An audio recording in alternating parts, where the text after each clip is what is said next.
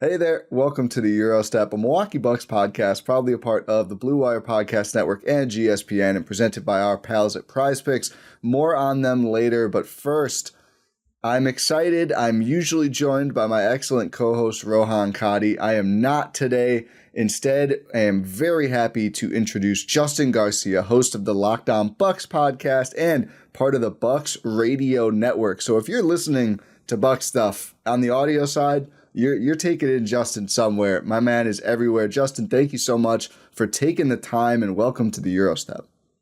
Yeah, big shoes to fill for Rohan, and apologies to everyone else for how saturated I am in the market. I think the people are big fans of it, Justin. I'm excited to have this chat because, we've talked on your show before and we've just chit-chatted about the Bucks, and I think it's great to have a fresh perspective come on the show because I think sometimes Rohan and I, it's like, okay, how many times can we say these same things that kind of just keep holding up? But also I think we tend to, we have similar but not exactly the same, I think, thoughts on a lot of Bucks things. So start off with just here, Milwaukee's nice win, 126-106 over the Lakers last night. And LeBron doesn't play, which he has not done in Milwaukee, I think, since 2022. But that's fine. Still a Luka Doncic team. Still Luka, I mean, what did he have? 45? Yeah, 45 and 11, only 3 assists. And it felt like in the first half, Luka was able to keep this thing close. I think my favorite part about this game, well, one, the Bucks offense kind of just kept going, which they should have, because clearly the Lakers just didn't have the size for Milwaukee. But I like the second half adjustment. It felt like sending more help, trapping Luka more, doing what teams do to Dame, and that really seemed to stall out the Lakers. But I want to get your thoughts on this game because it felt important to get this win before this big Pacers game on Saturday, and just to snap this 3-game slide when we know the standings 4, 5, 6 are so crunched right now. Yeah, it was definitely important. It was one of the weird games too where I don't know that there's any takeaways from this because of the personnel that you mentioned for the Lakers. So it was even more imperative. Like, you can't lose this game. You have to take advantage of that. But like, I went in curious to see what's the approach on Luka Doncic. Do you say we're just getting the ball out of his hands at all costs? Are we going to say it's got to be somebody else that beats us? Are you just going to say let Luka do it and nobody else is going to get anything? I know the Lakers role players had a big game in their most recent game against the Nets when I think Jordan Goodwin and Gabe Vincent had over 40 points combined. That wasn't the case against the Bucks. And I think we slowly started to see at times, if he gave you the opportunity, we're going to try to press and trap Luka. Other than that, let him score. Nobody else is going to get anything. So that was the big takeaway defensively. And just offensively, I was struck by before the game. I don't know what your thoughts are on the Pacers game, but bad, Doc, not good, real bad. Well, I didn't think there'd be any good. But, Doc really went out of his way to praise their offense in that game and said, like, this was beautiful basketball. This was the template, and this is what we wanted the guys to be doing. I loved how we played offensively. We just didn't hit shots. Defense, we had some things to fix. And I think a lot of fans left that game thinking, man, the offense was terrible in this game, fourth quarter especially, which has been, a trigger item this season. But the offense just wasn't good. Giannis and Dame took 3 shots in the fourth quarter. I think there was more of a happy medium, and hearing Doc really, this is how we want to play offensively, really struck me. And that carried into this game against the Lakers, where, as he mentioned, that was the template. I mean, Giannis was good. Giannis wasn't dominant, and I think that was by choice. Dame had another game with double-digit assists, so another high assist game where those guys accounted for 2/3 of them. That's how Doc wants to play. I'm curious to see how much that changes once you get to the playoffs.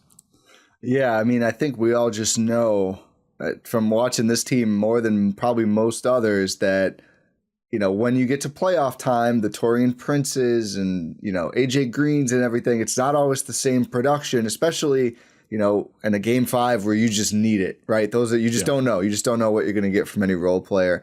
I think I said after maybe the Pacers game that I think we just need to see Dame and Giannis score 60 combined almost all the time at this point. And I guess the exception is games like this one against the Lakers where they have 20 assists or 19 assists instead. It's probably got to be one or the other, and it's probably going to be up to those two and to an extent Doc, but we know how this works. Those two are going to dictate a lot of how they play. It's a push and pull effect of figuring out early in a game, okay, which is it? Which is it? Are we generating these open threes? Because it also depends how teams try to guard. I mean, the Lakers ended up just throwing everyone at Giannis, and he was very content to say, okay, you're going to send this early. I'm looking at Taurean Prince, who's second in the league in three-point percentage. I'm watching you walk away from him. I'm going to make this pass pretty much every time, which credit to Giannis for doing that, and almost having a triple-double. Do you think he knew, by the way? There was the TNT broadcast was like, oh, he doesn't know. I was like, I think he knows. I don't know if he cares. I don't think he knew. I don't think he cares, but yeah. Just the midi he took, I think it was his last possession offensively. Reggie's like, oh, he doesn't know. I'm like, he might know. I don't know. He was 2 away. He got 1. Regardless, it would have been fun to have, I guess, the TNT broadcast was all over like, this would be his 3rd straight triple-double against the Lakers. I was like, that's cool, I guess. Kind of a random stats. That's stretching over like 2 years or a year and change at this point. But I think it's got to be one or the other for those two. They need to be the offensive engine.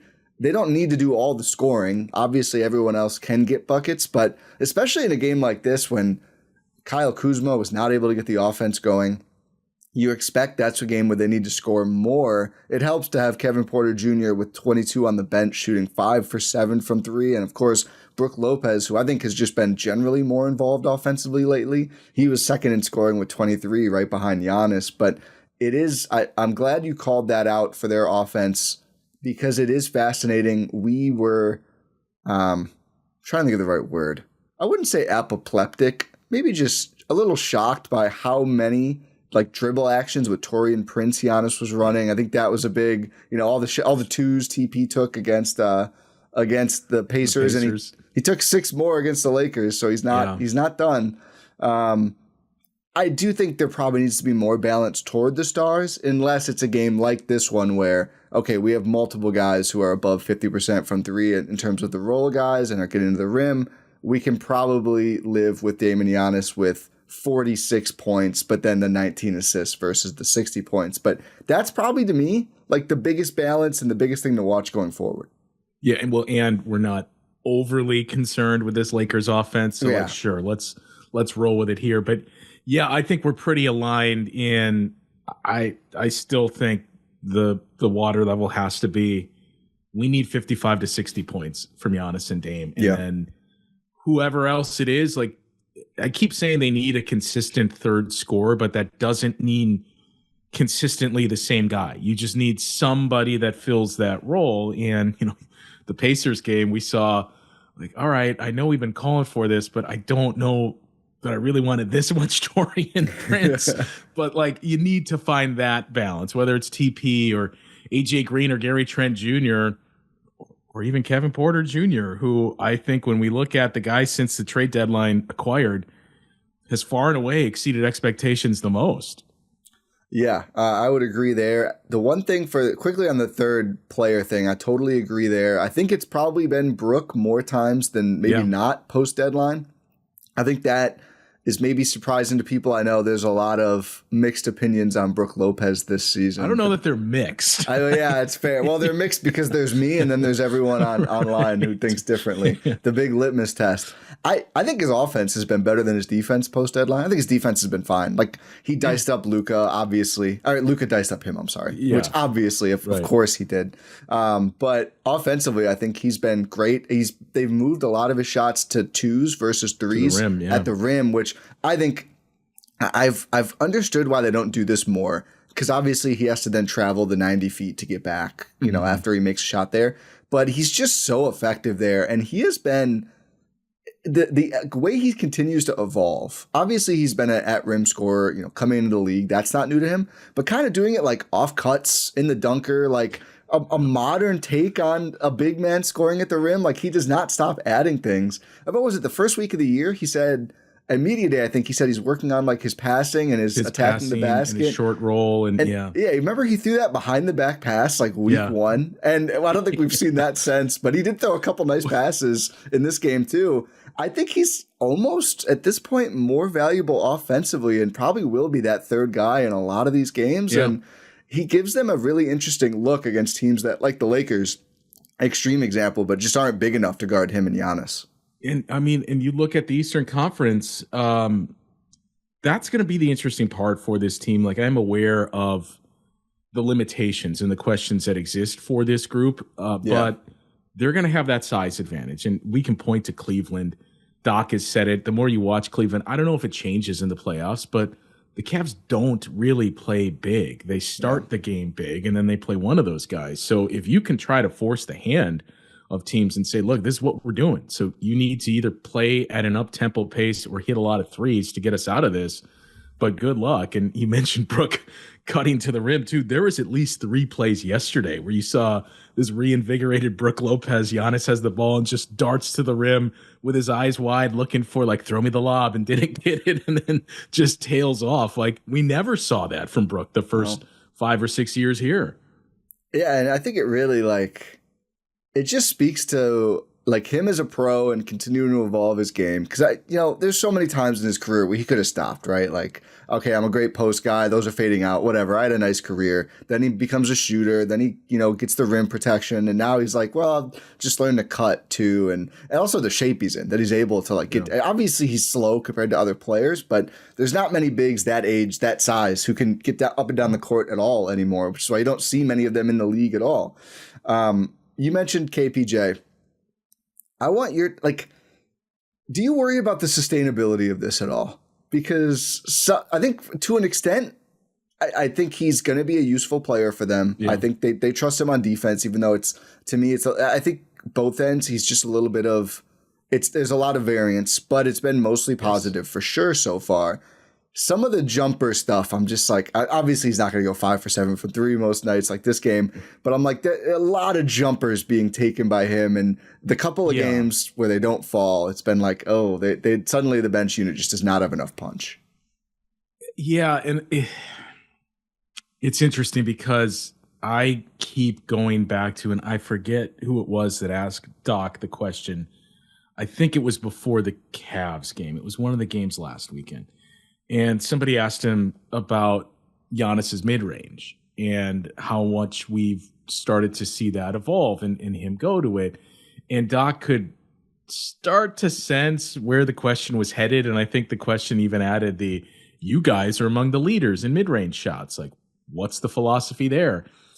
And immediately just added I forget how he worded it, but it's a tiresome conversation and it's overblown. And he was adamant, mid-range shots are what win games in the playoffs. So, we want our guys to take the smart ones. Like, obviously, we want threes and layups and dunks, but we're not ignoring mid-range shots, and that's what wins a playoff series. And you hear that, and you go back to Kevin Porter Jr., and the shot that he loves the most is that elbow jumper. So I don't see that changing. I think at the time of the acquisition, the hope was, well, I guess number one, I don't know that many Bucks fans knew what the hope was, because there's obviously the big cloud that's hanging over Kevin Porter Jr. off the court. So maybe you already had an opinion one way or another because of that. Fine. I'm not going to try to talk anyone out of that. But in terms of his on the court play, I mean, the numbers weren't kind in Los Angeles. And even when the Clippers came to town, talking with some of their beat reporters and other guys, it was all like, good luck. Like, he wasn't effective for us by efficiency. He was one of the worst offensive players in the league by way of efficiency numbers. And that's not been this guy. So how much of it is this is the dead cat bounce and this is he's playing well on a new team, but it's going to start to tail off? I don't know. I do think we need to be guarded for that, but also it would be one thing if you made this acquisition and all of a sudden Kevin Porter Jr. is the starting 2 guard next to Dame, and we need him to be scoring close to 20 points a game. Okay, I don't know about that. I would imagine he's going to be playing 13 minutes, something like that, in the playoffs. And it gives you, I think the big piece of this with the whole roster, not just KPJ, but I was talking about this the other night. You know, you look back to where the Bucks were a year ago, and this was right around the time last year where we were starting to feel pretty good about this team. I think this lines up with them being 20 games above 500. They beat the Thunder at home sometime around this on the calendar a year ago. And then things drastically changed, not just with the Giannis injury. They went on a losing streak before that, too. But you look at the way that roster was last year, and 1 year ago, this time, the Bucks were starting Pat Beverly and Jay Crowder. Yeah. So starting lineup much better. Then you look at the bench, Pat Connaughton was playing 30 minutes. AJ Green was playing 25 minutes. Like, you've just given yourself more options. Now, finding out who is sustainable in the playoffs is the big piece there, but you at least have other pitches that you can throw in different ways you can play. And last year, that was the problem, is like, well, if it doesn't work, we'll try something else with these same guys, but this is all we got. Yeah, I mean, we were obviously Dame and Giannis were out, but still we were in the Indiana series. Let's go to the Danilo Gallinari zone now. And it kind of worked, which is still my favorite thing about that series. It's just like Gallo holding it down out there. My close personal friend. I don't know if you probably don't know this bit. I bumped into him at a Herd game once, like in the tunnel, and talked to him for like 1 minute. So ever since then, Gallo's been my close personal friend. I hope he's doing well. Agree, though, on Kevin Porter Jr. I actually think Doc's got him in a really good role right now, where I don't think that he should really ever probably be the 2-guard starter. I just think the shooting is too inconsistent. But when he's on, and I think it should be a game-to-game thing. Like, he comes in and he's got it. Then let him play with Dame more in the second half. Like, you can have him basically compete with the Trent, the AJ Green, the Prince, that whole group, and even Kuzma are all kind of up for grabs, seeing how the game is going. And I do kind of feel like we've gotten there already with Doc, even though I know his rep coming into the Bucks was like, he's never going to play the young guys and whatever else. He has, for I'd say to a pretty large degree, gone with the hot hand in a game-to-game basis, and we've seen the rotation evolve quite a bit. I mean, to your point on Connaughton, was playing to start this season too, is now back healthy, and I'm sure there's a process there because it was a calf strain, but it doesn't seem like we're going to see him anytime soon as part of the actual rotation. Same with Andre Jackson Jr., who some people are disappointed about that, but I think that's probably the best role for him, to kind of insulate yourself from the variance, but also when it's on the good variance with KPJ, which for the most part it has been. He's played excellent ball, considering you got him for a guy who's now on a 2-way with the Knicks. But I think that's the right role for him. Well, and I've more and more people have started to ask the last week or so, what happens like if he opts out of his final year and becomes a free agent? Like, what's the backup plan then? Because Ryan Rollins, that was the interesting part, was just through the end of the season. That really fascinating there. But I mean, I think that's a good problem to have. Like, if Kevin Porter Jr. opts out of his contract, it's because he had a good playoff run and he helped you there. And I mean, if he gets more money elsewhere, so be it. You got $2.5-3 million off the books then.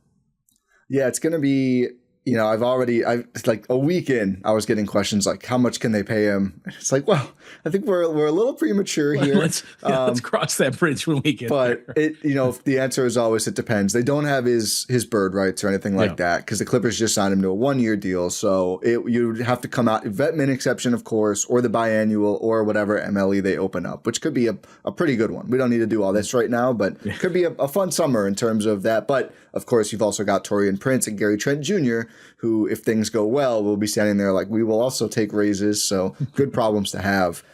One guy the Bucks don't have to worry about that with is Kyle Kuzma, who we joked about this before the pod started. I was really low on this trade deadline as it was occurring, and I will say all 3 players have won me over. I was most excited about Sims, but we'll get to him.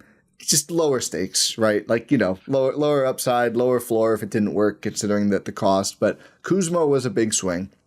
His shooting percentages as a Buck are pretty bad. He had 5 points on 2 for 9 shooting last night and drew 2 or 3 charges, offensive fouls. Not the good way, the bad way of drawing charges. Sorry, committed 2 or 3 charges. Yeah. but also had the best defense of the night on Luka Doncic.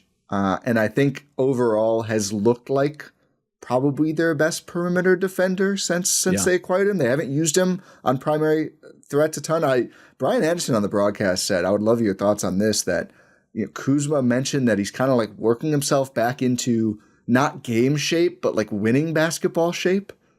Which is kind of a fascinating concept. Like, I could, it's easy to get up shots. I can give 75% with the Wizards. I'm just going to take shots and That's hilarious. But I think defensively has been really good. Offensively, I think there's kinks to work out. But what have you seen from Kuzma?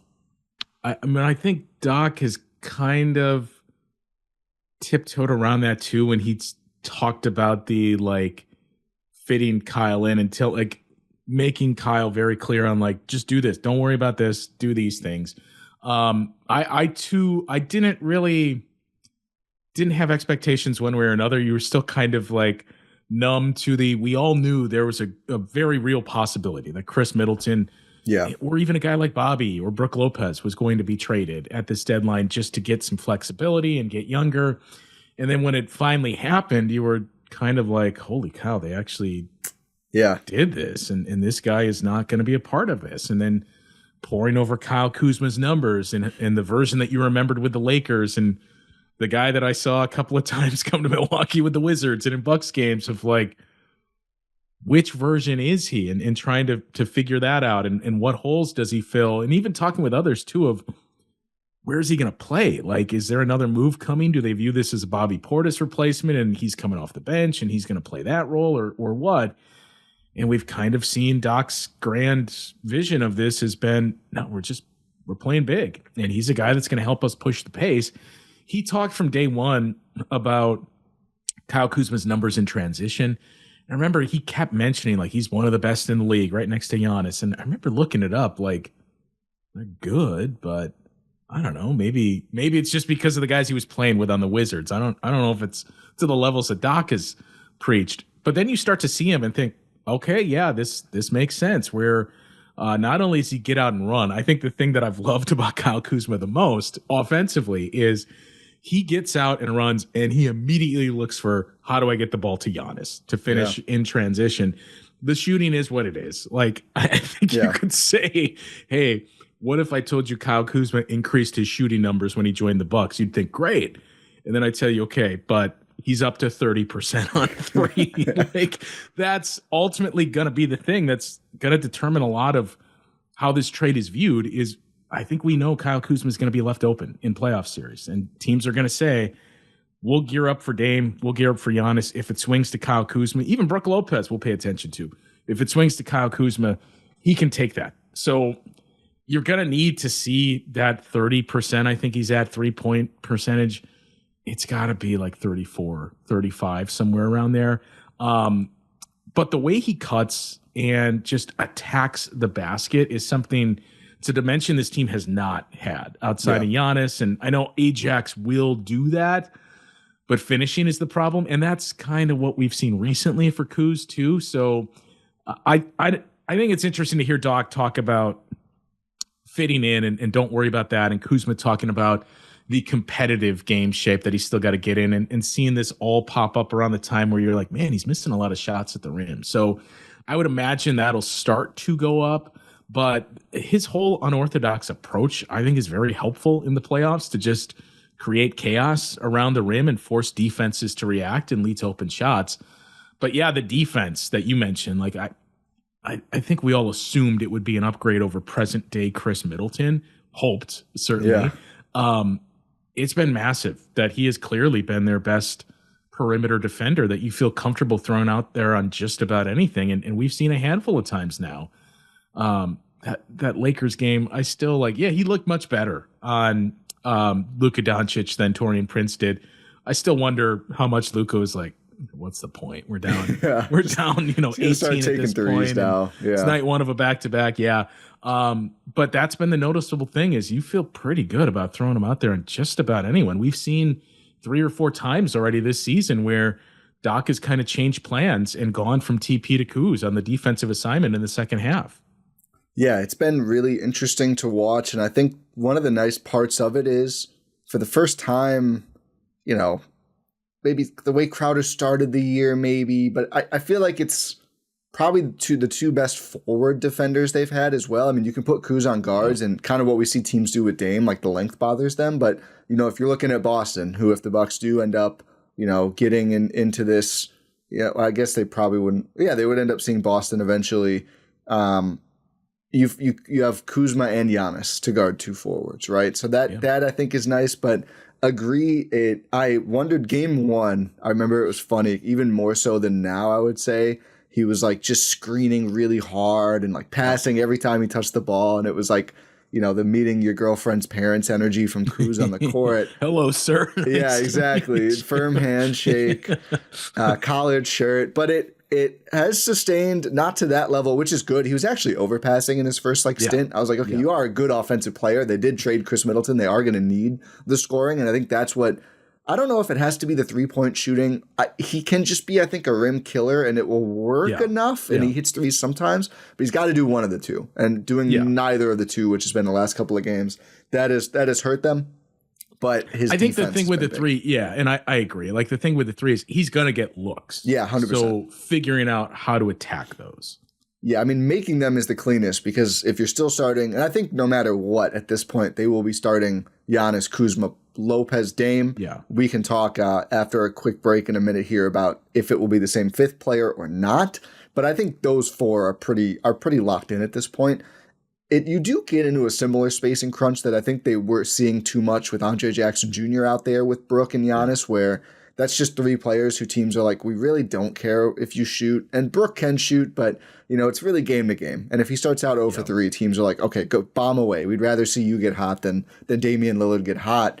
So it's going to be big for Kuz just to, I think you should leave chunky. He's not chunky, but figure out what you do when you are open. And the difference between him and Ajax is even if the shots don't go in, you just see a guy who's much more comfortable and attuned with taking them every time and not afraid of any look. I'm not saying, Ajax is afraid, but he just, I think it's really just the way he plays. He wants to pass more and he doesn't want to shoot 4 possessions in a row. Kuz will shoot 4 possessions in a row, which can be frustrating when they miss, but you need that over the other thing when you're in the playoffs, and then you can decide, what to do from there. But yeah, I think defensively, his effort, his rebounding has all impressed me. He's continued to kind of play like that super role player, and he seems pretty bought into that.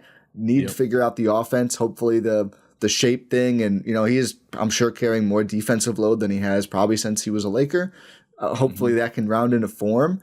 But I've been impressed so far with the way he's tried to play and this idea of recreating the PJ Washington thing.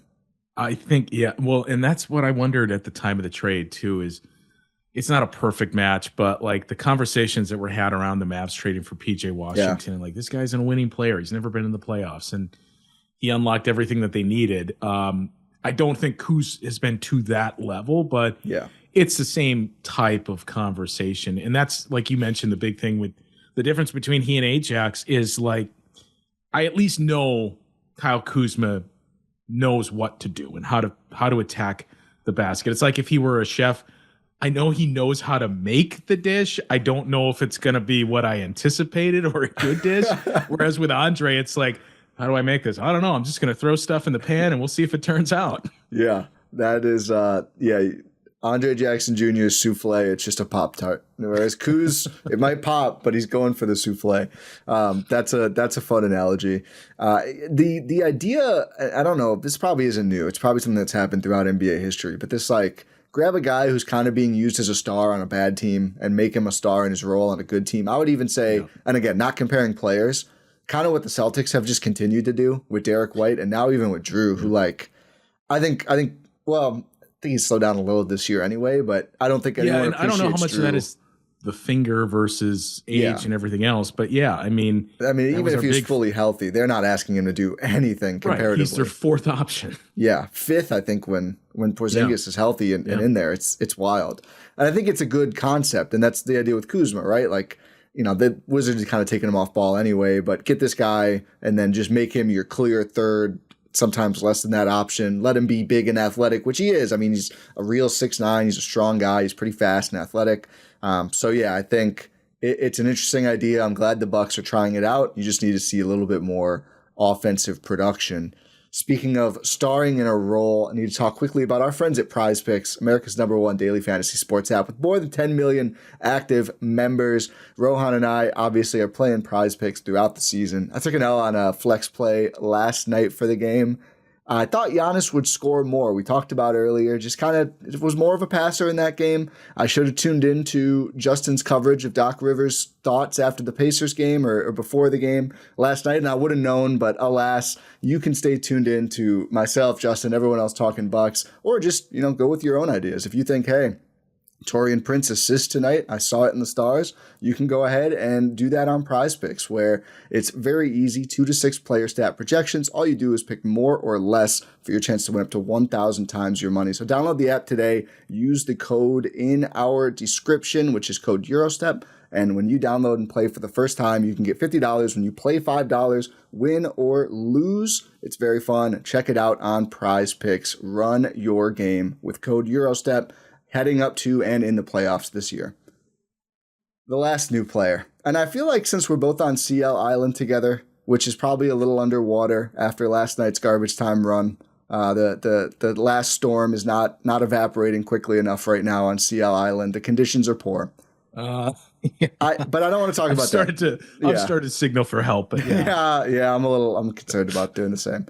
I feel like I could see you on Jericho Sims Island too. What were your thoughts before the trade on him? Because I was unreasonably excited, and I was way too deep into all the backup bigs. I was convinced Charles Bassey could be like a fringe most improved player candidate if they got him. But Sims, I think, has been pretty exciting since he got this opportunity, probably only because of the Portis suspension, and kind of popped last night as much as you can pop while scoring 4 points. Yeah, Charles Bassey, it's funny you bring that up. I guess we just align on all the players that we like because he's another guy you watch with the Spurs. Like, I think this guy could do something for us.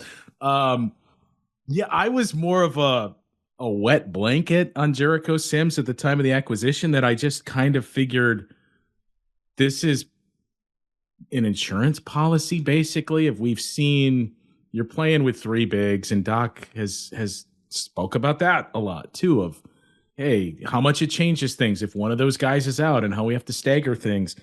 So I just assume like, all right, this is just we need some regular season depth. Maybe you want to get some rest for Brook Lopez down the stretch. And I kept coming back to this move really seemed like one GM or agent doing another a solid, and like, all right, we'll just get Jericho here. Maybe he'll get some regular season minutes and we'll help him out here. And figured if you saw something in him and thought like, I don't know, this could come back to bite, you're not doing that. You're not giving the guy the solid and saying, go earn your money elsewhere with a team that could face us in the playoffs and you could play a role in beating us. So I was very tempered in my expectations. I understood the athleticism that he brings that pops off the charts and everybody like, this is the rim roller. But I was very cautious about, I just don't think you can play him with Giannis because of his offensive profile, and the same conversation we've had about Ajax. And turns out I've been wrong on just about all of it. You mentioned I am very fascinated to see once we get to April 8th, whenever Bobby's suspension is done, what this means for him. I am ready to be hurt again, but I just think we've seen enough to say we can't just throw this out altogether. Like, we know when it comes down to it, if we're playing a perimeter-based team and somebody that's really winning their perimeter assignments and attacking Brook, we need to consider going to Jericho Sims in those spots because he's shown you so much that I still don't think you look at him and say, even next year, should Brook Lopez decide to move on or retire, like, we'll just keep this guy and he's our starting center. He's not there yet, but he shows you a lot of, he's been a better rim protector than I imagined. Yeah. Obviously the rebounding numbers, I mean, he was in the, I think, 90th percentile on the offensive glass, and that has held true in his time with the Bucks. He's just always around the ball and active. And even, when he first arrived, telling the coaching staff, I can defend 1 through 5 guys. So feel free to use me however you want. And Doc even joked about that. He told me that, and we said, okay. So we specifically called him out in practice, and 1 by 1, guys, go attack Jericho and see if he can hold up to this. And he has. So he, to me, has been right up there with Kevin Porter Jr. in terms of the guy. And I think the more we see him, if he stays in the rotation, he honestly may move past Kevin Porter Jr. because some of the things he answers that the Bucks have not had when you talk about the versatility and just how much this guy attacks defensively. I would stop short of saying been a revelation, but he's been incredible in his limited minutes. Yeah, I think some of the things that you're never going to notice from just looking at like the stats or just seeing like the quick thoughts that like Knicks people would share when they saw him moved. A really good screener as well, which I think Dame has come to appreciate. He not only screens well, he holds the screen. Like it's one thing to set the screen and then fit, but like when you get a Jericho Sims screen, you're not getting through it, and it's going to take some time to navigate around it. And he'll do it twice. He'll do it 3 times. Like my favorite Jericho Sims plays are you'll see him sometimes like he'll screen and roll. It doesn't work out. The ball gets like reset, and he will sprint across the half court to do it again. Like that's a different kind of. Not a lot of bigs want to do that. I think that's one of those abilities, like a lot of defense too, where you look at a guy and you go, well, he should be a good screener. He should be a good defender. They're just not always. Like there's some intangible mental part of it. He's got it for both of those things. He may have had the best defensive possession on Luka last night. Again, it's second half. The game's kind of over, but stuck with him, kept him right on him and really shut down a drive from, again, freaking Luka Doncic. Like, you're not going to put Sims on those guys as a primary, but the Bucks have never had, and I don't count Giannis. I just think it's a little different. They've never had a switchable 5 since, I don't know, like, I mean, who was their most athletic center they've had around at all on the roster? I mean, since like John Henson, who wasn't exactly like what was the last time they had like an athletic bouncy center? Larry Sanders. Larry Sanders, yeah, who was what, like 6'8" probably. So over a decade, yeah. Yeah, it's been a long time. Not really ever in the like Giannis is really good era. I would say since whenever you want to say 2016 or so. That's early, but around then. It's been quite a while. And I thought when they got him, I was like, I hope he plays because I just think this would give them an element they haven't seen. Because while Giannis, yes, can also be like a bouncy 5, he's never going to get covered the way Jericho Sims is. Yeah. There's always going to be so much attention, whereas Sims is such an afterthought where he can kind of sneak up to the rim and catch a lob where it's just harder for Giannis to do that. And if Giannis can't like set a hard screen and roll every single time, maybe we'll see a little bit more of that in the playoffs, but everything else he's doing, it's just you have to allocate energy differently. And having someone who can really just focus on doing the dirty work kind of stuff is great, even if he doesn't talk quite enough, which was another big broadcast thing. He's just very quiet. I saw Dame's comment after the game was hysterical of like, do you ever talk? Which Dame asking someone that is a little funny, but I'm glad it seems like he and Jericho have some chemistry now too.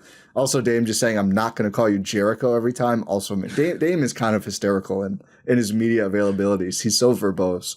But yeah, I've been really impressed with them. And I hope to see when Bob is back, I would love to see them play together. So I think that's what I was thinking. Yeah. It could solve some of the spacing issues. Because you do see sometimes like Giannis and Jericho minutes aren't terrible. I think you have to screen Jericho a lot of the time he's on the court because otherwise they're just going to ignore him and he can get offensive rebounds and he can cut, but the spacing is just a little rough in those instances. But Big Bob and Jericho could be a really nice 4-5. Again, you're playing big, but you don't have to worry about Bob's rim protection. Just have him guard a forward, and I think he can do that. Yeah, and it's not true switchability, but in those lineups, it still gives you more switchability, obviously, than when you play Bobby with Brook Lopez out there. And Jericho's I think he's unrestricted this summer. He's unrestricted, but they've got full bird. Yeah. So, I mean, again, actually, no, he should be restricted. I think this is year 4 of his rookie deal he's coming off of. Yeah, so again, let me see if I can spell check this. Okay. I don't think the intention is like, I think you've seen enough to have an interest in, we want to be in the Jericho Sims business go forward. It's not quite to the starter level yet, but where it starts to get interesting is, let's say the Bucks do retain him this summer, and then we start to hear the chatter of Jericho Sims has been working on corner threes this summer. Man. Like that's the logical next step there. But yeah, I'm very very curious to see some of the combinations that you can start to roll out. Not so much just hard and fast of Giannis plays with Brook, Bobby plays with Jericho Sims, but again, just the options that you can throw out there to build these different lineups. To go back to the previous conversation, yeah, you didn't have those when it was just the three bigs of Giannis, Bobby Portis, and Brook Lopez, and especially some of the athleticism similarities between Brook and Bobby. Like, it really limited your ability to play differently, and now that's gone. I'm trying to make this a thing. I thought of it last night watching the game. It's kind of a thunder and lightning situation with Lopez and Sims. Like, they bring such different things, and Brook can just like bruise to the rim if you put a small on him. Obviously, he can shoot as well. They're both kind of, I don't know which is which. I think Brook is thunder just because he's so much bigger, and Sims is lightning because he's fast. But Brook shoots, so it's not a perfect thing. But regardless, I think they like. I thought going into the game, like, the Lakers' size situation is so bad with all these guys out that, I think all the bigs will look good, and Brook and Sims were a combined 10 for 11. So, yeah, they found a lot of joy scoring the basketball. The only miss was a three. They were 10 for 10 from the field against the Alex Len Lakers, which, again, not really a shock. But it's kind of a nice combo, to your point, of, all the players fit with them differently, and that's going to be Doc's biggest thing from now until playoffs, which is very challenging with the Portis suspension, is figuring out the best combos to use throughout the games. But it's very different profiles that they give and things that they give you that I think the Bucks just have more optionality now than they've had, again, really ever. Like, Robin Lopez was a fine backup center. He was just more limited Brook Lopez. Teams weren't like, how do we play against this guy? He's either going to be in the corner or right by the rim. The one negative of Sims, which has not anything to do with Sims, I think he is unrestricted. You're right, which I thought he would be restricted. But whatever. If the Bucks want to keep him, they'll certainly be able to, given they have his full bird. And I don't think there's a huge market. No, I don't think Jericho. The two teams with cap space, I don't think are gonna overwhelm him with offers here.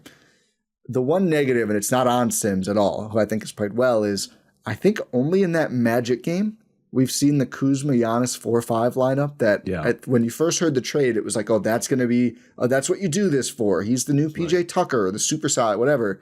We've barely seen it. Has that come up at all with like Doc and the players? And do you think we're going to see more of that in the next month here before the playoffs?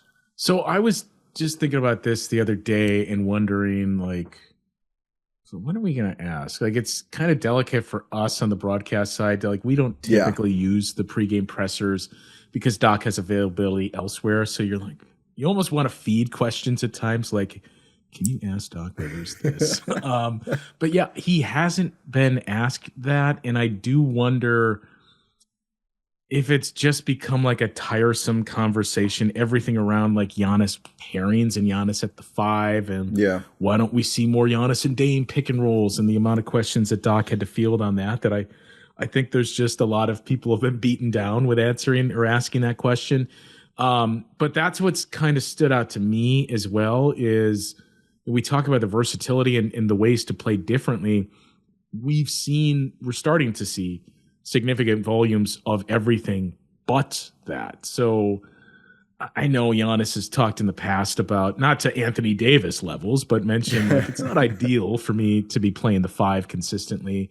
But I do also wonder, because I was trying to think about how Doc phrased it. And there's something he said either around media day or earlier in the season where he kind of hinted at, like, there are things that we work on and that we want to work on behind closed doors. You don't necessarily want to unveil those in the regular season. Like, you'll bring them out for a little bit, but you don't want to give too much of a look at that, because there are some things when you get that week between the playoffs too, that you really fine tune things and say, this is our new package that we're going to roll out. And this is what we think we're going to do against this opponent. So maybe it's hopium, but part of me wonders if like this falls into that category where we're working on this in practice, and the end of each session we'll run a few sets of this, and then that week off in the playoffs, if it's the Pacers, which I think it's going to be in the first round matchup, here's how we think we can attack this group, and we're going to play Giannis at the 5 with Kuzma, and maybe Taurean Prince is your 3, and you just go with that type of size and 2 shooters.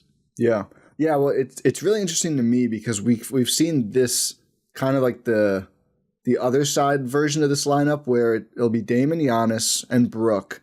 And then in lieu of Kuz, Doc will run like Trent and Prince, or, two of Trent, Prince, Green, basically, who are kind of like your two-way shooters at this point.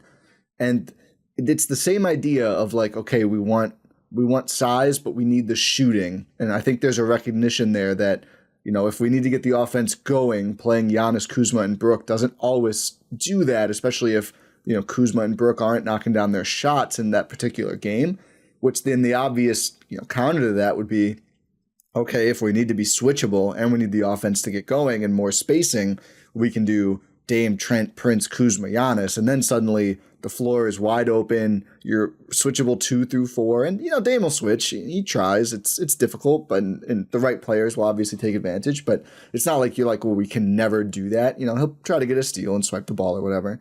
And I think we saw a version. I don't know if it was those exact 5, but we saw a version of that against Orlando, which they're playing really small and not since. And I thought we might see it against Indiana. So to your point, like, is that we don't want to show that to Indiana now? We'd rather show that to Indiana when the games really matter, or I guess we'll find out tomorrow. Tomorrow, yeah. When the game might determine if we're hosting or on the road for that series to an extent. Do we change the calculus on how much we want to save versus get the advantage going into the series? Obviously a huge game, given it's basically 2 in the standings if you win it, or if you lose it too, because you lose the tiebreaker if you lose it. Is it over? Is the Central record that bad? Because I know the Bucks had Pistons twice still. Yeah, but even if they win those 2, I think they would be 3 behind the Pacers in the loss column in the Central. So yeah. Yeah, you're right. So Milwaukee is 6-7. They'd be 6-9 if they lose, and Indiana would have 3-5 or 9-5. Excuse me. So yeah, must win game coming up, which I'm excited to see. It'll be really interesting to see how much of the we're not going to have Dame and Giannis do all the scoring again. We talked about earlier in that game, because again, it's one where we've seen before. Certainly last season, Giannis has the advantage there to attack. Well, I don't know how much you want to get into that one, but I think the first step is, I would assume, well, that's a dangerous thing to do, but I'm going to be curious to see if it's Taurean Prince on Tyrese Halliburton again. I would assume it's going to be Kyle Kuzma this time. Yeah, it's going to be, well, I wanted to have this conversation anyway. This is a good place to do it. What do you think about the starting 5 in general? We know Doc likes to go big. My counter would be, if you're starting Kuzma, Giannis, Brook, you could start, both Isaiah Thomases, and you're still going to be pretty damn big overall. But they've gone really big, which I think Prince is kind of like a 3.5. He's now firmly a 2 guard. I think he's tried, right? He's it's just not his position. It's not his position, yeah. And I think we've seen the fouls have picked up because of that for Taurean Prince. I was really struck by it when we saw it. I wondered if it was going to be AJ Green that was put in there in the starting lineup. I still wouldn't be opposed to that, just because of, I think Taurean Prince has been fine, but he is clearly out of position as a 2 guard. I think one of the problems, and it's interesting too, because looking at some of the numbers where you see the eye tests and you're like, okay, I get the sense this is what's happening. I was of the assumption, man, it feels like AJ Green has really been in a funk since the All-Star game or slightly before. And when you look at his splits, it's basically identical in the shooting efficiencies, that nothing has really changed. So the bad games or the missed shots just stand out more. I think it's interesting, because I don't know that there's this clear-cut option at the 2 guard, because you see good things from AJ. You still kind of see some inconsistencies. And I think, and we saw it in the Pacers game too, I think teams have started to attack AJ more. That Doc talked about it earlier in the year, of like, teams will see him on the floor and they go at him for the obvious reason. And then they slowly learn, like, oh, okay, this guy can hold up. But I think now, past that initial phase, teams have figured out, just attack him off the dribble and get into the paint and do that. And that's where it seems like AJ picks up his fouls. Yeah. So I wonder how much that would start to change. I love Gary Trent Jr. on the bench, and I think he's embraced that too, that I wouldn't mess with that. Mm-hmm. So then it just becomes I don't know, what's what's the best fit here? And do you envision Taurean Prince playing more minutes in the playoffs than AJ Green? I do. So it kind of lends to TP in the starting lineup. I think it just means you have to be more cognizant of game flow. And when it's one of those matchups of don't love this on the perimeter, instead of Giannis or Dame, like Taurean Prince needs to be the first guy that's swapped out. Or you bring one of those guys out and bring in the guy that's going to take on that role and shuffle things. So Yeah. I think to me, that's the biggest change that I would eye in this starting lineup, because I don't know. Like, I don't know what you think. I just don't. I think you can make a case for all of these guys that we would look at for that final spot. Yeah, I don't think Prince is like, oh, they're clearly the worst option. And, you know, I've seen these funny posts on, you know, wherever, X and Blue Sky and Reddit as well, of like, the Bucks are really missing Malik Beasley. And it's like, the guy they're starting at the 2 is second in the NBA in 3-point percentage. Like, they've replicated the production, and I think at probably a better overall. Beasley's having a great season. Well, you know what's funny is, yeah, he's having a great season. And I was talking about that with somebody a couple weeks ago, whenever Beasley did another thing of like breaking the Pistons record. Yeah. I think Malik Beasley makes more sense on this version of the Bucks than last year, but it's still, I mean, ultimately it's still, you're playing next to Damian Lillard. Like, it's a different story if you're playing next to Jalen Suggs or Drew Holiday, like you envisioned at the time of that signing. That's ultimately the thing. And like Malik Beasley coming off the bench to give you what Gary Trent Jr. would, fine. Like, you can talk me into that. Although I think some of what Gary Trent Jr. does, other than just catch and shoot, has helped this offense on the second unit. 100%. It's just funny. Like this, I think there's a lack. I think Taurean Prince has some low lights play to play occasionally. It's still immensely valuable to have a high volume, like 40 plus, second in the league percent 3-point shooter. And I think that kind of goes under the radar sometimes when he is discussed. I would try Trent. And I get the hesitation with the bench, and it has really worked. I just don't think he or the team was right in those first 10 games. Yeah. And I think, you know, that's what you started with. I still think that if you just look at it and you look at these other teams in the East where it's like, oh, their third best player or their fourth best player, you know, when Cleveland or Boston or even New York is like more potent offensively, that to me is Trent. And I think he is defensively, like, I think Green has a higher potential there, but the fouls have been a big problem. And I feel like now we're at a point where I actually think he's gotten in his own head a little bit. He looks more frustrated than ever when he gets those fouls on a driver. Yeah. And I just think he right now is thinking like, how the hell do I play defense in this league? Yeah, when it feels like I can't do anything. And I think that was noticeable in the Pacers game where it's almost like he is in his own head of like, I almost need to avoid contact altogether because I'm going to get that whistle on me. And he has been at his best defensively when he's able to get a little physical, and he's got a strong base. And I think he's kind of, you know, it's a tough spot for him, but he's kind of lost, I think, in the world right now. I mean, I think did like a, you know, kind of like throw like, toward the other way. And this is a guy who he'll hit like a dagger 3 and just stone faced and like jog back on defense and call out the assignment. Like, not an expressive player. So I don't know if I want to, you know, just say, all right, you're the starter now. Yeah. You know, you're going to do this from the jump against the best offensive guard on the other team. That said, I would consider trying that too. I'm open to. I don't think there's one clear answer. I just, you know, watching Prince try to guard Darius Garland, just like, this can't work, dude. Yeah, I was going to say, I mean, it's a big if, but let's assume you get out of the first round for a team that hasn't done it in 3 years now. You're getting the Cavs in the second round, and I don't love that 5-man grouping against what Cleveland throws out there because of what it means of who Taurean Prince is taking on, and likely Darius Garland or Donovan Mitchell then that he's going to get switched onto. Yeah, I just think that's just not going to work. And I think there's a lot of teams. I mean, Boston is the one where it could probably work against Boston because they're so good that you kind of have to live with what White and Drew will do offensively to an extent. You don't want to leave them wide open, of course, but if Derek White is breaking down Taurean Prince off the dribble and that's how Boston wins, you probably tip your cap and go, okay, your team is ridiculous. So that's why it's funny. I wouldn't hate if they just did a matchup based starting lineup. I don't think coaches like to do that generally. I don't think Doc would like to do that. And I get why with Prince. Again, he's been a great 3-point shooter. They have a lot of size. I just think you probably need someone who you can have guard these point guards because you don't want Dame to do it, and they're not having Dame do it. So, and we've also seen Prince's productivity really crater when he's moved. Granted, it was a small sample size, but when he moved to the bench, and still part of that is you want to optimize the minutes that he's getting with Giannis and Dame because of the looks that he's going to get with his corner shooting. So I think that was a big piece of it. But Doc never gave a clear answer. I forget the game that type of conversation came up, just about figuring out who your starters are, and has said, I've done it both ways. I've been on teams where you make trades or other things start to develop and you're still figuring out who your 5-man starting rotation is well into the season. I've been a part of those teams where it's worked. I've been a part of those teams where it's been a disaster. I've been on teams where from day one, these are our starters.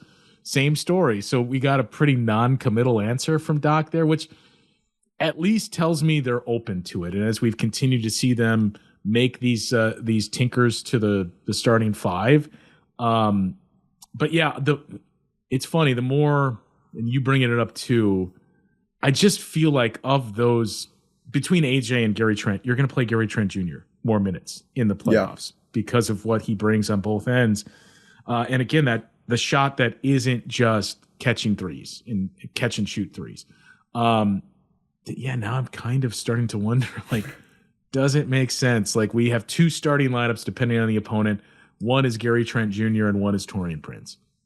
Yeah, I would be all for it. And I think I think you can start Trent against Boston too, because again, you've got Kuzma, you've got Giannis. I mean, you're smaller and maybe you sub in Prince faster in those. It's a great point though on Prince's effectiveness and Trent's too in their current roles. It's certainly a risk. I think if you made that move, you need to, throughout the game rotations, try and pair Prince and Giannis together as much as possible, not even just him and Dame. But I remember I looked this up when he was going through a slide when they were shuffling, when he first got removed from the starting lineup, when Chris was back or Ajax, I think, had gotten in there. And his shooting splits without Giannis are stark. He's just much more effective. And I remember he talked media day, about, I watched all the tape. I saw where those guys like to pass it. And it's paid off. I mean, he was 1 for 4 last night, but on the season again has been incredibly effective. It just feels a little untenable to me. They're so big, and maybe if you're comfortable enough with Kuzma, you can make it work. But Cleveland is the one team where I just think you look at it and go, even if you think Kuzma can guard Garland and Mitchell, which he's looked good against smaller guards, he can't guard both at once. I don't want to start games with Giannis on Donovan Mitchell. That doesn't seem ideal for all the screen navigation and pull-up shooting. So I just don't think it's going to last, but I would prefer to try other things before we get, we're down 0-2 to the Cavs. Brand new thing. Yeah. Game 3 in Milwaukee. But we'll see. I mean, it's going to be a fascinating road to the end here.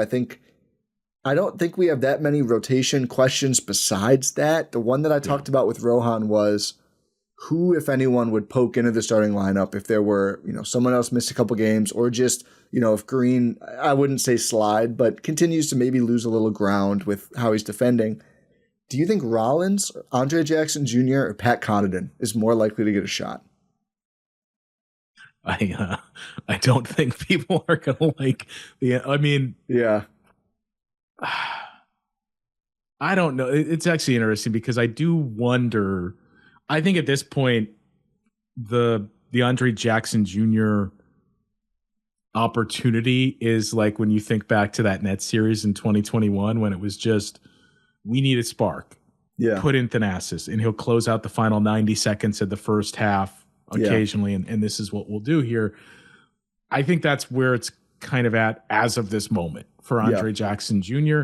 The Rollins one is interesting just because I think he did start to hit a bit of a wall right around the time that the discussion was coming up too of, did you notice he's got X amount of days left on his 2-way? And how much that dragged out. Then you bring in Kevin Porter Jr. and Kevin Porter Jr. supplanted him and clearly outplayed him. But there is something there from Ryan Rollins, and he certainly has the size and the length to help you out defensively in a series. So I wouldn't rule that out either of which one of these guys would you look at and all of a sudden that guy played 7 minutes in game 3. I could see that being Ryan Rollins, especially if, as we talked about, how much are these numbers going to come down for Kevin Porter Jr.? So that's the opportunity. And then there's Pat Connaughton. Doc trusts him, but I think Doc Rivers has also done a very good job of handling him, where you mentioned the minutes he was getting early. And I can't remember if this was specifically said or if it's just the old adage that coaches will give you. But like, you're going to give vets every opportunity to win those minutes and to win those roles and those positions, because you go to a young guy and he loses that, and then you go to a vet and it doesn't work, and then you go back to the young guy, his confidence may be gone. So that's why you're going to do that. And Pat has played through those minutes before. So I guess I would lean more towards, if one of those guys plays more than the other in the playoffs, the others, I would still almost lean towards Pat Connaughton, because he's actually, I think, played pretty well this season. You know what the limitations are at this age and with the athleticism now, but he's played well. And again, he cuts to the basket and he's a pretty good distributor. It's just like, again, last year he was playing 30 minutes a game, and this year it's been, all right, you're this far down on the pecking order. If we need to go to Pat Connaughton, he can give us 9 minutes in this stretch of games here, and we feel pretty good about what he's going to do. So because of that, because of the knock, which we've disputed all throughout the season, of Doc Rivers not playing young guys, I guess I would still say Pat, but I think it's close between the three of them. Like, I don't approach this as, well, it's clearly Pat Connaughton. Yeah, I think I won't cop out. I'll answer too, but I think a lot of it would be role, right? Like, we've still, I think since KPJ came on to a certain extent, we still saw Rollins start when Dame missed a game, which I thought was fascinating, because I think he's more of just a ball mover, more of a spacer out there with Giannis. So, obviously you hope that Dame is healthy and, playing the whole playoffs, and Giannis is too, because that would be great to see for once. But I think Rollins is still kind of a go-to in that situation, which I find really interesting. Ajax, it's probably just tough with the spacing of everyone they brought in. I know KPJ was 71% in this last game, not a traditional three-point shooter, has not been, at least for most of the season. And then Kuzma, other than when he plays the Bucks. Yeah, when he plays the Bucks and scores 50. And Kuzma and Sims have Sims doesn't at all. Kuzma has not been a great shooter this year. And they both are, we talked about, way before the deadline of, like, imagine if Ajax was just like a big and how helpful that would be. Mm-hmm. And that's basically Sims. It's like, it's Ajax as a big who is not trying to throw insane passes. Imagine if Ajax was Ben Simmons. Right. Yeah, right. Like that'd be pretty damn good. I agree. PC probably has the best chance. I think it's him or Rollins. Yeah. It's so tough that the shot abandoned him, because that's not something we expected as he aged. Defensively, it's just hard. I mean, he's not holding up well. But he helps them. He moves the ball. Before the trades, it was scary how high on the list of good drivers on the Bucks he was. Yeah. Might have been like third, number 2 or 3. Yeah, yeah. And the more I think about it, I still lean towards Pat, but it's like 51-49 between Pat and Ryan Rollins, because the thing about Pat is all the good that we pointed out, like, he's a good connector, he screens well, he moves the ball well, he attacks and gets in the paint. If the shot isn't there, it's tough, because you have, like, your Taurean Princes and Kyle Kuzmas that you've added to the wing in that sense. You would need Pat to be a 2 guard in those minutes. And that's where some of those defensive matchups can be a bit of an issue that I almost wonder, do we see it and you just realize, like, we love the length that Ryan Rollins brings, and if push comes to shove in those spots, we trust Rollins' shot, and we'll just, if we need 5 minutes of somebody playing next to Dame, we're going to go with Ryan Rollins over Pat Connaughton. Yeah, and then to the point, kind of like the similar thing with Ajax, does having Kuzma and KPJ now on the team, who also are drivers who give you more defensively, does that kind of wipe out what you wanted from PC? It's interesting. We'll see if he gets any run. I mean, I assume we'll see him at some points throughout this regular season. We got some back-to-backs, a lot of games coming up. I think we'll see some time off for these guys eventually. I've been circling this OKC game as I'm a little worried about the home crowd on Sunday. Okay, we'll see so who all we're plays. Very aligned there that I have tried to get some answers of What have you guys heard? How are we going to approach this game? Because for a long time now, I've had that one circled of, Yeah. I would assume you're going to throw everything into this Pacers game. And Yep. this is your last back-to-back for 2 or 3 weeks. Like, it's a brutal schedule with the teams that you have and the fact that it's every other day, but you've at least calmed down on the back-to-backs. And there's only, one left after that, or maybe 2 for the rest of the season. Did you hear the Lakers stat, by the way? They have like 6 back-to-backs. They have 6 games in 8 days, They have 6 games in 8 days. Jesus. So 3 sets of back-to-back. That's crazy. One after another. And the Bucks are involved in 2 of those 3. The Nuggets are involved in 2 of those 3. God. Yeah, it's a brutal schedule for the Lakers that I was like, when I first saw or heard that, it's like, no, you can't play that many days with the CBA. So that's 80s style right there. Yeah. So it was the wildfires that did all of this to the Lakers. But yeah, I've long wondered, so is this going to be a Ryan Rollins, you're playing 40 minutes against the Thunder, go get him type of game? Another one, which they've done.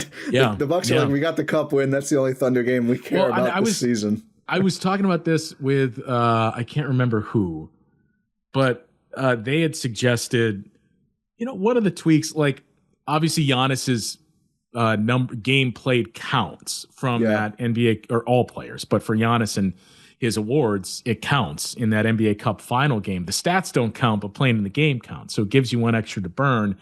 I mean, I still think the easiest fix is the win counts. So, like, when we talk about the tiebreaker and losing it, that's your ultimate tiebreaker. If you win the NBA Cup, you have one more win than every other team. So if you're tied with somebody, you win the tiebreaker. Like, that's the easiest thing to do. Somebody else had suggested to me, well, because of where the Cup falls on the schedule, a lot of teams have not played the other conference yet. So there's a good chance you won't have played any games against that team that you beat for the Cup final.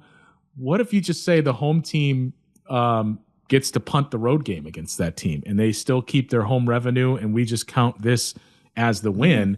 I'm all for it. The Bucks could have done without one more back-to-back and eliminated that game in Oklahoma City, but good luck convincing the rest of the owners, hey, there's a chance you're going to lose out on another game of gate revenue. Yeah, and clearly against a damn good team, given they got there in the Cup, and that's a big draw. So yeah, we'll see. The fact that it's in Milwaukee, I wonder, is it going to be a half punt? Do you play Giannis the first half and see how the game goes? But I don't know. That's probably tough. The guys probably wouldn't sit unless the game was out of hand. And I will say, there's been at least 2 games since the All-Star break where I've gone in either because of the schedule or the injury report, just assuming, I don't think we see Giannis and or Dame in this one. Yeah. And they've played. Yeah. I mean, they know it's important, I think, that given how tight the seating is and for the awards perspective, which thankfully we're now, again, knock on all the wood, we're pretty much on track for all of the meaningful Bucks to be eligible. The more of these other star injuries that tick up, I think Dame's chances improve on being all NBA this year. Probably a pretty good shot right now at third team, although it's not position dependent anymore. So top 15 versus just a top 6 guard, however that weighs out. Last question here before I let you go. I've already kept you a long time. I appreciate it. Just we talked about them a bit at the beginning, but just what have your high level thoughts been on the Dame and Giannis partnership this season and lately? And I am under the assumption, even though they're not doing it a ton right now in playoffs and certainly in crunch time, and we've seen this in some regular season games, they're going to be running the fabled pick and roll a lot more. And I know it's been talked to death.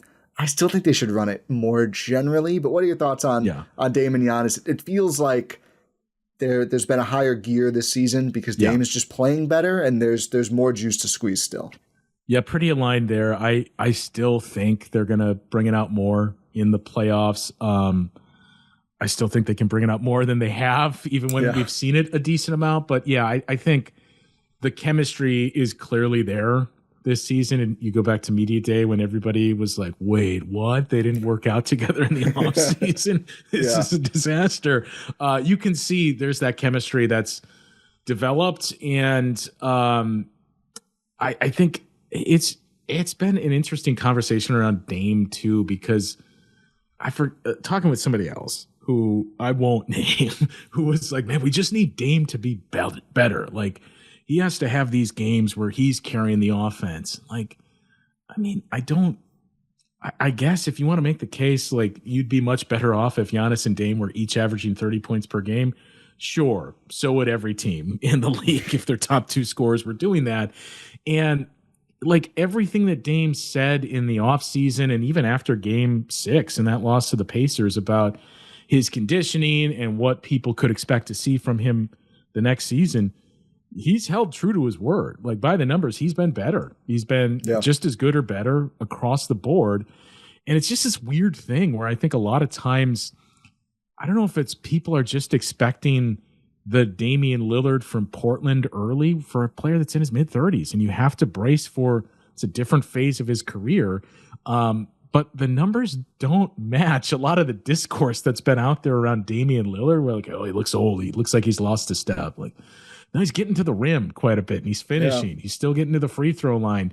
His three-point shooting has been better than last year. And you hear this, man, Dame's not hitting threes. I think it's kind of similar to AJ, where for whatever reason, the games that Damian Lillard doesn't have efficiency, like that's just what sticks with you. And those are games that the Bucks typically lose. So it does put more importance on, you really need these two guys to be what you expect. Like, I think it's a pretty much a given. Any series you're in the Eastern Conference, I'll remove pretty much. It's a given. Giannis is going to be the best player on the floor in each of the Eastern Conference series. You need Damian Lillard, depending on the team, to be the second best or third best in those series. So like that to me is the big thing. I've been pleased with what I've seen from him in terms of the numbers and his chemistry with Giannis. And we saw Dame start to do that against the Pacers last year while clearly hobbled. Game 1, you think about his outburst against Indiana where you're like, okay, this is what we were waiting for. So I do still feel like there's a little bit of that extra gear, but I think he's been very good this season. It's been fascinating that the discourse around him, largely externally, not Bucks fans, has been the opposite. Yeah, I think from the Bucks fan perspective, I think the consistency of Giannis has probably just spoiled a lot of expectations and both like the level of player Giannis is now squarely in his prime versus your point, Dame, kind of on the latter portion of it, but also just like a paint player versus a perimeter player and the necessary 3-point shooting variance. To your point about Dame, this is his best 3-point shooting season since 2021 in Portland. I mean, it's been 4 years since he's been at 37.5% where he's at right now. I think the finishing at the rim, though, is ultimately more important than 2 points. I'll take the 2 points of shooting percentage, but I think that getting to the rim has unlocked a lot more with the Giannis pick and roll, whereas teams could kind of just say, well, we're not that worried about Dame driving it, and we can kind of take away that element of guarding this. Whereas now we'll see Dame poke through 2 defenders and finish with no one around sometimes because teams are so worried about Giannis, which I think that's been huge for what they're doing. And like you mentioned the playoff series, I too kind of just feel like he's going to say, all right, took it easy a lot of the year. Time to have a 40-point half. I'm not expecting him to average 80 in the playoffs by any means, but we saw just a different version of that player. Also no Giannis, so we've generally seen him resemble Portland Dame more in those games, but I do think I am relatively optimistic about not necessarily the Bucks getting out of the East, which I think is going to be very, very challenging given the top two, but at least getting a good version of what they can be. And then you see where it lies and you see where you match up. Some of these games lately have been just disappointing, Indiana especially.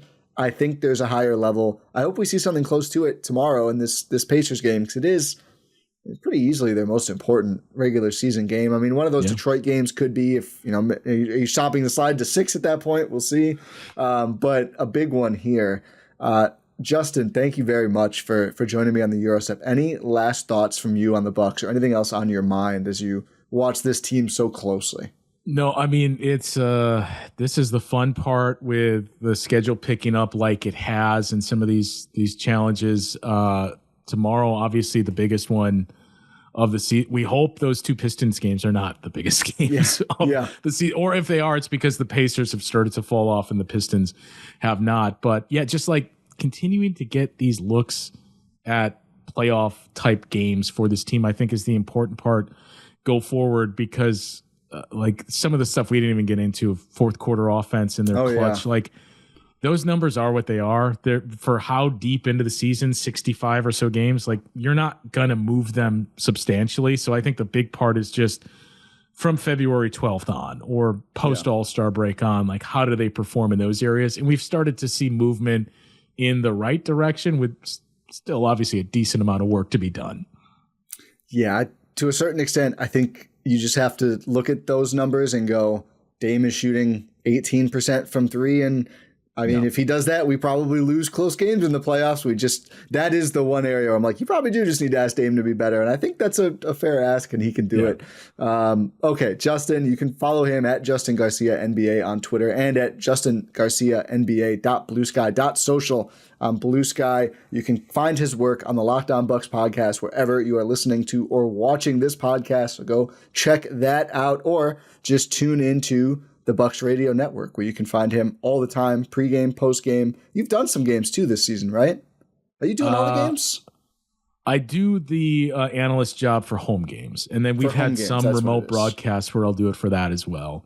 Yeah, so a lot going on. He's a busy guy. Check out his work. Thanks again, Justin. Make sure you also subscribe to this podcast wherever you're listening. Check us out. Stay subscribed. If you just came for the star of Justin Garcia, I understand. Consider sticking around too. Pod Random, and we will talk to you next time.